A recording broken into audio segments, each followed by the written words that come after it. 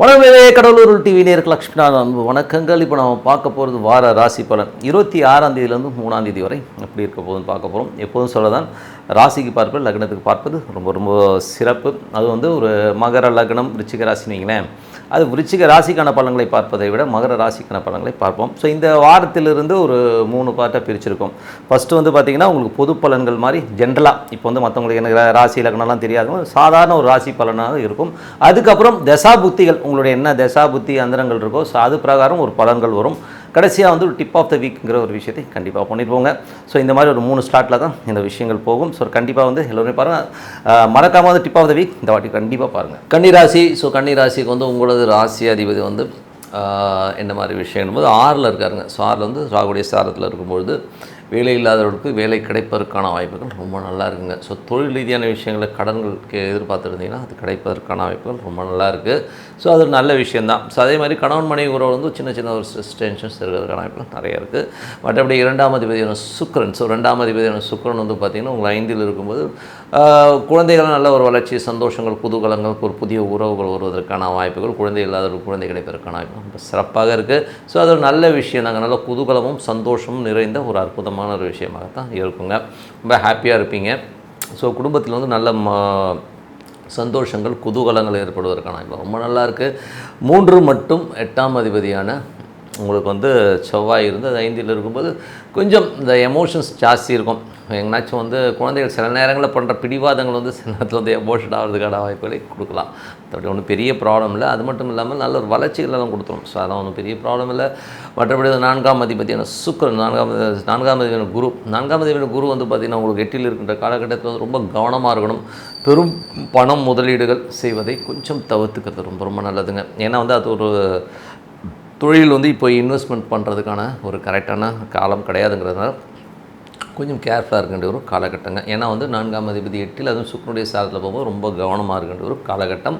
அது மட்டும் இல்லாமல் உங்களுக்கு 5ஆம் அதிபதியான சனி 6ல் இருக்கும்போது குழந்தையோட வளர்ச்சி ரொம்ப சிறப்பாக இருக்கும். குழந்தையோட அடுத்த கட்டத்திற்கு மூவ் ஆவதற்கான வாய்ப்புகளும் நல்லாவே இருக்குங்க. ஸோ என்னென்னா அது 5ஆம் அதிபதி சனியாக இருந்து அது ராகுடைய சாரில் போகும்போது அவங்களோட வளர்ச்சிகள் ரொம்ப அபரீதமாகவும் பெரிய லெவலில் இருக்கிறதுக்கான வாய்ப்புலாம் ரொம்ப நல்லா இருக்குது. 6ஆம் அதிபதியான சனி பார்த்திங்கன்னா ஒரு சனியோட சாரில் வேலையில் நல்ல ஏற்றங்கள், நல்ல மாற்றங்கள், நல்ல லாபங்கள் வருவதற்கான வாய்ப்புகளும் ரொம்ப சிறப்பாக இருக்குது. 7ஆம் அதிபதியான குரு 8ல் இருக்கின்ற காலகட்டத்தில் கணவன் மனைவிகளோட சின்ன சின்ன கருத்து பேதங்கள் வருவதற்கான வாய்ப்பு, சின்ன சின்ன ஒரு எமோஷனாக இருக்கிறதுக்கான வாய்ப்புகளும் நிறைய இருக்குது. கொஞ்சம் கவனமாக இருக்கணும். பார்ட்னர்ஷிப் சம்மந்தமான விஷயங்களும் கொஞ்சம் கேர்ஃபுல்லாக இருக்கணும். கணவன் மனைவியினோட நடக்கிற சண்டை சச்சரவு அவங்க குடும்பத்தை சார்ந்து திட்டாமல் பொருளாதார ரீதியில் நடப்பதற்கான வாய்ப்புகளும் இருக்கிறனால கொஞ்சம் கவனமாக இருக்க வேண்டிய ஒரு காலகட்டங்க. ஒரு 8ஆம் அதிபதியான செவ்வாய் 5ல் இருக்கும்போது கலைஞர்களுக்கு சின்னதாக ஒரு மன உளைச்சல் ஏற்படுவதற்கான வாய்ப்பு, முதல் குழந்தையை நினச்சி கொஞ்சம் ஃபீல் பண்ணுறதுக்கான வாய்ப்பு சில பேருக்கு ஏற்படலாம். மற்றபடி பார்த்திங்கன்னா உங்களுக்கு 9ஆம் அதிபதி. ஸோ 9ஆம் அதிபதி சுக்கிரன் உங்களுக்கு 5ல் இருக்கும்போது ஆன்மீக சுற்றுலா பயணங்கள் போவதற்கான வாய்ப்புகள், ஸோ ஆலயங்கள் தரிசனங்கள் செய்வதற்கான வாய்ப்புகள் நிறைய பேருக்கு ஏற்படும். ஸோ கொஞ்சம் பக்தி அதிகமாக இருப்பதற்கான வாய்ப்புகளும் ரொம்ப சிறப்பாக இருக்குங்க. ஸோ 11ஆம் அதிபதியான புதன் 10ஆம் அதிபதியான புதன் பார்த்திங்கன்னா உங்களுக்கு 6ல் இருக்கும்போது வேலையில் நல்ல ஏற்றங்கள், நல்ல லாபங்கள், நல்ல ஒரு விஷயங்கள், தொழிலுக்கு தேவையான கடன்கள் கிடைக்கிறதுக்கான வாய்ப்புலாம் ரொம்ப சிறப்பாக இருக்குது. ஸோ அது ஒரு நல்ல விஷயந்தான். 11ஆம் அதிபதியான சந்திரன் நல்ல ஒரு ஏற்றங்களையும் நல்ல மாற்றங்களையும் கொடுக்கும். வாரத்தின் உற்பத்திகள் மட்டும் சின்ன செலவுகளை கொடுத்தாலும் அதுக்கப்புறம் நல்ல ஒரு வளர்ச்சிகள் கிடைப்பதற்கான வாய்ப்புலாம் ரொம்ப சிறப்பாக இருக்குது. ஸோ அது ஒரு நல்ல விஷயந்தாங்க. 12ஆம் அதிபதியான சூரியன் உங்களுக்கு 6ல் இருக்கும்போது நிறைய பிரயாணங்கள் மேற்கொள்வதற்கான வாய்ப்பு, கடன் சம்பந்தமான விஷயம் கொஞ்சம் அலைச்சல்கள் இருக்கலாம். வேலையிலும் கொஞ்சம் சின்ன சின்ன அலைச்சல் இருந்தாலும் எல்லாமே ஏற்றமாக இருக்கும். கொஞ்சம் ஒரு கடன்களை நினைச்சு சில நேரங்களில் கடன்கள், வேலை சம்மந்தமான விஷயம் சில பேருக்கு தூக்கம் கெடுவதற்கான வாய்ப்பு இருக்குது. கொஞ்சம் அதிகமாக ஒர்க் பண்ணுற மாதிரி விஷயங்களை கண்டிப்பாக ஏற்படுத்தும். அதுக்கப்புறமே நாங்கள் இப்போ பார்க்க போகிறது தசா புத்தி பலன்கள் எப்படி இருக்குன்னு பார்ப்போம். ஸோ உங்களுக்கு பார்த்திங்கன்னா கன்னி லக்னம். ஸோ உங்களுக்கு புதன் தசாபுத்தி, சூரிய தசாபுத்தி அந்தரங்கள் எப்படி இருக்குன்னு ஃபஸ்ட்டு பார்ப்போம். ஸோ கன்னி லக்னத்தில் பார்த்திங்கன்னா சூரியன் பார்த்திங்கன்னா 6ல் இருக்கும்போது வேலை இல்லாதவர்களுக்கு வேலை கிடைக்கும். வெளி மாநிலங்களுக்கோ வெளி இடங்களுக்கோ மாற்றம் ஏற்படுவதற்கான வாய்ப்புகள் சில பேருக்கு ஏற்படலாம். சில பேருக்கு நிறைய பிரயாணங்கள் ஏற்படுவதற்கான வாய்ப்பு, பிரயாணங்கள் ஏற்பட்டாலும் அதனால் நல்ல வருமானங்கள் வருவதற்கான வாய்ப்பும், நல்ல ஒரு பெயர் கிடைப்பதற்கான வாய்ப்பும் ரொம்ப சிறப்பாக இருக்குது. கன்னி லக்னமாக இருந்து சந்திர தசாபுத்தி அந்தரம் நடக்கிறவங்க கொஞ்சம் வாரத்தின் முற்பகுதியில் கொஞ்சம் அலைச்சல் இருந்தாலும் அதுக்கப்புறம் நல்ல ஒரு ஏற்றங்கள், நல்ல மாற்றங்கள், நல்ல ஒரு வளர்ச்சி கிடைப்பதற்கான வாய்ப்புலாம் ரொம்ப சிறப்பாக இருக்குது. கன்னி லக்னம் செவ்வாய் தசாபுத்தி அந்தரம் நடக்கிறவங்க எப்படி இருக்கும் அப்படின்னா செவ்வாய்ங்கிறது பார்த்திங்கன்னா உங்களுக்கு வந்து 3 8ஆம் அதிபதியாக போது திசையில் ரொம்ப அகலக்கால் வைக்கிறது, பேராசைப்படுவது கொஞ்சம் தவிர்த்துக்கிறது நல்லது. ஏன்னா வந்து 3 8ஆம் அதிபதி 5 இருக்கும்போது தொழில் செய்பவர் ரொம்ப கவனமாக இருக்கணும். தொழில் வந்து பெரும் பணம் வரும் அப்படின்றதுக்காக அதீதமாக அகலக்கால் வச்சு மாட்டிக்கிறதுக்கான வாய்ப்பு ரொம்ப ரொம்ப கவனமாக இருக்கணும். ஸோ தேவையில்லாத நபர்கள் வந்து நம்மளை ட்விஸ்ட் பண்ணி ட்ரிகர் பண்ணுறதுக்கான வாய்ப்பு இருக்கணும். ரொம்ப பர்ஃபெக்டாக கொஞ்சம் பிளான் பண்ணி எதுவாக இருந்தால் 1க்கு 4 வாட்டி யோசித்து தொழிலில் முடிவு பண்ணுறது ரொம்ப ரொம்ப அவசியங்க. குழந்தைகள் சம்மந்தமான விஷயங்களும் வந்து பார்த்திங்கன்னா செவ்வாய் தசாபுத்தி இருந்தாலும் கொஞ்சம் வந்து எமோஷன்ஸ் ஒரு சின்ன சின்ன ஸ்ட்ரெஸ் ஏற்படுறதுக்கான வாய்ப்புகளும் கொஞ்சம் பார்த்து நடந்துக்கணும்.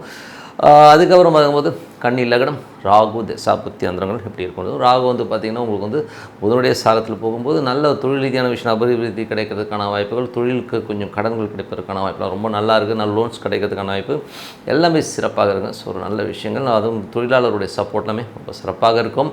அதுக்கப்புறம் கன்னி லக்னம் குரு தசாபுத்தி அந்தரங்கள் எப்படி இருக்கும்னு பார்த்தோம். குரு தசாபுத்தி அந்தரங்கள் பார்த்தீங்கன்னா குரு வந்து பார்த்திங்கன்னா உங்களுக்கு 8ல் இருக்கும்போது ரொம்ப கவனமாக இருக்கணும். கன்னி லக்னம் குரு தசாபுத்தி நடக்கிறவங்க ரொம்ப கேர்ஃபுல்லாக இருக்கணும். ஸோ இதில் வந்து பார்த்திங்கன்னா வெளிநாட்டில் இருக்கணும் தேவையில்லாத ஒரு மன உளைச்சல் ஸ்ட்ரெஸ் வருவதற்கான வாய்ப்புகள் இருக்குது. இதில் வந்து பார்த்திங்கன்னா குருவுடைய குடும்பத்தில் வந்து பார்த்திங்கன்னா குரு சுக்கிரனுடைய சார்பில் பெரும் பணம் இன்வெஸ்ட்மெண்ட்டோ இதெல்லாம் இப்போ இந்த காலகட்டத்தில் வந்து பண்ணாமல் இருக்கிறது ரொம்ப ரொம்ப நல்லது. கொஞ்சம் கேர்ஃபுல்லாக இருக்கின்ற ஒரு காலகட்டம் தாங்க. ஸோ கன்னி லக்னம் சனி தசாபுத்தி அந்தரங்கள். ஸோ சனி தசாபுத்தி அந்தரங்கள் வந்து எப்படி இருக்கணும்போது சனி வந்து பார்த்திங்கன்னா 5 6ஆம் அதிபதியாக இருந்து அது 6ல் வந்து ஆட்சி பலத்தோடு இருக்கும்போது நல்ல ஒரு வேலை கிடைக்கிறதுக்கான வேலையில் நல்ல ஏற்றங்கள் நல்ல லாபங்கள் கிடைக்கிறதுக்கான கடன் கேட்ட கிடைக்கிறதுக்கான ரொம்ப சிறப்பாக இருக்குது. அது ஒரு நல்ல விஷயந்தான். அதே நேரத்தில் வந்து 5ஆம் அதிபதி 6ல் இருக்கும்போது குழந்தைகளுடைய வளர்ச்சியும் ரொம்ப சிறப்பாக இருக்குங்க. ஸோ அதுவே ரொம்ப சிறப்பு, நல்ல வளர்ச்சிகள் நல்ல மாற்றங்கள் நல்ல ஏற்றமான விஷயங்கள்லாம் கண்டிப்பாக இருக்குங்க. ஸோ அது ஒரு நல்ல விஷயந்தான். அதுக்கப்புறம் வந்து கன்னி லக்னம் புதன் தசாபுத்தி அந்தரம் நடக்கிறவங்க எப்படி இருக்கும். புதன் தசாபுத்தி அந்தரம் நடக்கிறவங்க வந்து கடன் உங்களுக்கு வந்து லோன்ஸோ புதிய பார்ட்னர்ஷிப் சம்மந்தமான விஷயங்கள் நல்ல ஏற்றங்கள், நல்ல ஒரு திருமணம் ஆவதற்கு வந்து திருமணத்திற்கான முயற்சிகள் ஏற்படுத்திக்கிட்டிங்கன்னா அதுக்கப்புறம் வந்து திருமணம் கைகூடுவதற்கான வாய்ப்பெலாம் இருக்குது. பிஸ்னஸில் வந்து அடுத்த லெவலுக்கு போகிறதுக்கான வாய்ப்பும் ரொம்ப சிறப்பாக இருக்குங்க. ஸோ நல்ல விஷயங்கள் நல்ல மாற்றங்கள் கண்டிப்பாக இருக்குங்க. அதுக்கப்புறம் வந்து கன்னி லக்னமாக இருந்து கேது தசாபுத்தி அந்தரம் நடக்கிறவங்க வந்து உங்களுக்கு வந்து ராசியிலே வந்து அதுவும் லக்னத்திலே கன்னி லக்னத்திலே வந்து கேது இருக்குது. அதுவும் செவ்வாயோட சாரத்தில் ரொம்ப கவனமாக இருக்க வேண்டிய ஒரு விஷயங்கள் தாங்க. ஸோ பிரயாணங்கள் மேற்கொள்ளும்போது ரொம்ப கவனமாக இருக்கணும். குழந்தைகள் விஷயங்களில் குழந்தைகள்கிட்ட பேசும்போது வாக்குவாதங்கள் வருவதற்கான வாய்ப்பு, கொஞ்சம் எமோஷன் ஆகிறதுக்கான வாய்ப்பு ரொம்ப ரொம்ப கவனமாக இருக்க வேண்டிய ஒரு காலகட்டம் தாங்க.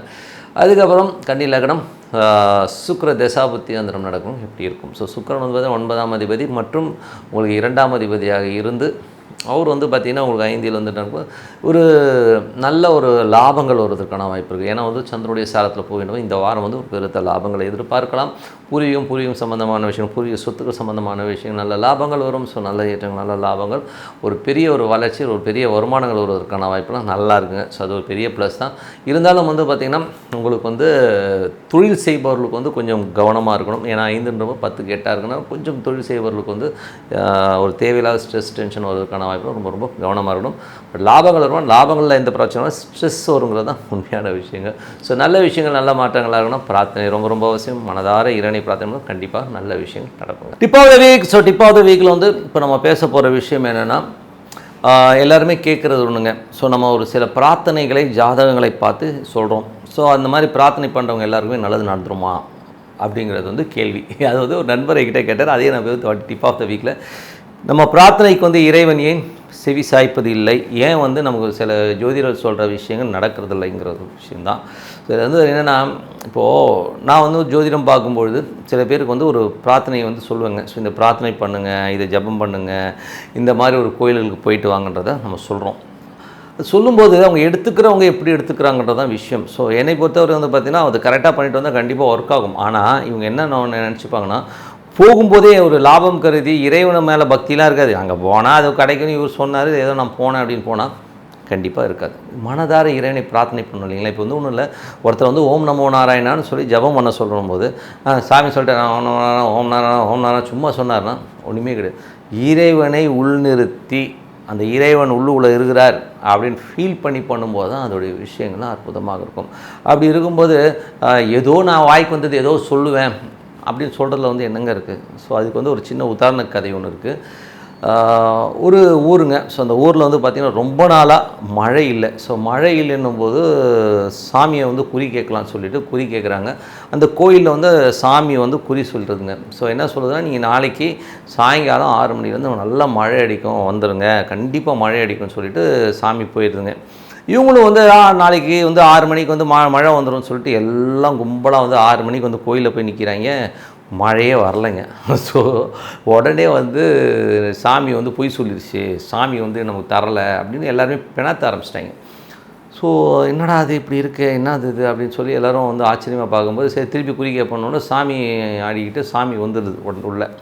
சாமி ஆடும்போது கேட்குறாங்க, என்ன சாமி நேற்று வந்து வரும்னு சொன்னியே இப்போ வரலையேன்னும் போது, அப்போ சாமி சொல்லிச்சான், எத்தனை பேர் என்னை நம்பினீங்கடா, நான் வந்து மழை வரும்னு சொன்னேன், இதில் வந்தவன் ஊர் மக்களில் எவன்கிட்டயாச்சும் கொடை இருக்கா, எவனும் வந்து என்னை நம்பலை, மழை வரணும் நீ நம்பலை, இந்த கூட்டத்திலே வந்து ஒரே ஒரு குட்டி பையன் மட்டும்தான் ஒரு கொடையை கொண்டாந்தான், மற்றவங்களாம் வந்து கை வீசிட்டு வந்து என்னத்த நடக்குது பார்க்கலாம், மழை பெய்தா பார்க்கலாம், ஒரு நம்பிக்கை இல்லாதவன் உனக்குலாம் எதுக்கு மழைன்னு கேட்டுச்சான் சாமி. அதனால் ஒரு நம்பிக்கைங்க, ஒரு விஷயத்தை வந்து ஒரு 100%, 300%, 500%, 1000% நம்பிக்கையோட நம்ம வந்து பிரார்த்தனை பண்ணாது. இப்போ ஆவாகம் பண்ணுறாங்க, ஓமம் வளர்க்குறாங்க இல்லையா, ஓமம் வளர்த்து எதுக்கு ஓமம் வளர்க்குறாங்க, ஓமம் வளர்க்குறது அந்த இது வைக்கிறாங்க இல்லையா, கலசம்லாம் வச்சு பூஜை பண்ணுறாங்க, என்ன பண்ணுறாங்க அதில், இறைவனை அங்கே கொண்டு வந்து அனுஷ்டிக்கிறாங்க, அதுதான் விஷயம், வேறு ஒன்றுமே கிடையாது. அங்கே வந்து இறைவன் இருக்கிறார், இங்கே வந்து இந்த சாமி இருக்குது, இதை வந்து நாங்கள் இங்கே கொண்டு வரோம், கணபதி ஓம்னா கணபதி அங்கே கொண்டு வரோம், விஷ்ணுனா விஷ்ணுவை கொண்டு வரோம், மகாலட்சுமினா மகாலட்சுமியை கொண்டு வரோம்னு அர்த்தம். பட் அது நம்பிக்கை இல்லாமல் ஏனோ தானே பண்ணால் எப்படி மகாலட்சுமி வரும், எப்படி சாமி வரும்? அதனால் ஒரு பிரார்த்தனையாக இருக்கட்டும், ஒரு ஜோதிடர் ஒரு விஷயத்தை சொல்லும் போதும் அதை மனசுக்குள்ளே எடுத்துக்கிட்டு அந்த இதில் வந்து 100%, 500% நம்பிக்கையோட பிரார்த்தனை பண்ணால் கண்டிப்பாக அந்த பிரார்த்தனை வலுப்பெறும்.